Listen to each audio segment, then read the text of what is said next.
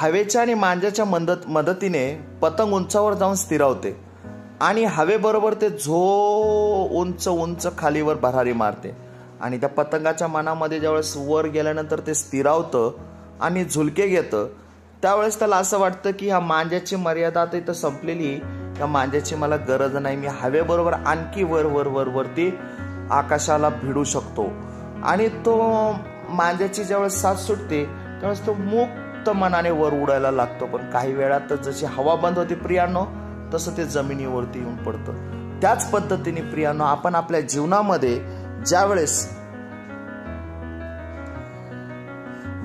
प्रियांनो आपल्या जीवनामध्ये आपण यशाच्या शिखरावरती चढत असतो, त्यावेळेस आपले आई वडील आपल्याला कुठंतरी मार्गदर्शन करत असतात.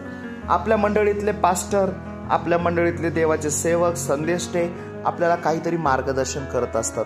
परंतु ते मार्गदर्शन आपल्याला यशाच्या शिखरावरती असताना नकोसं वाटतं, आपण त्यांच्यापासून दूर पाळण्याचा प्रयत्न करतो.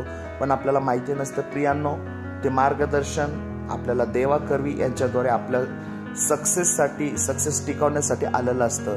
परंतु आपण त्याकडे दुर्लक्ष देतो. प्रियांनो, आपण वचन वाचूया. इफिसियन्स पत्र याचा 6वा अध्याय 2-3 वचन.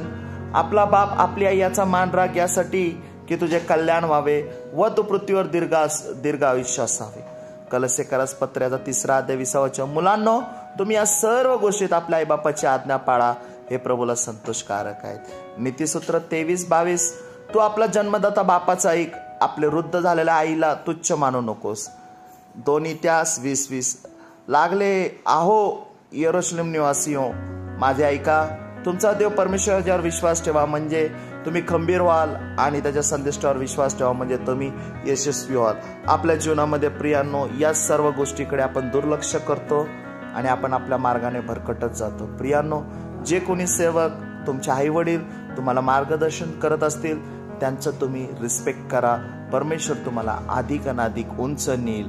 कारण जिथे नम्रता आहे तिथं मान्यता आहे, जिथे नम्रता आहे तिथं उंचावलं जात आहे. प्रभू येशू ख्रिस्ताच्या नावाने आमेन.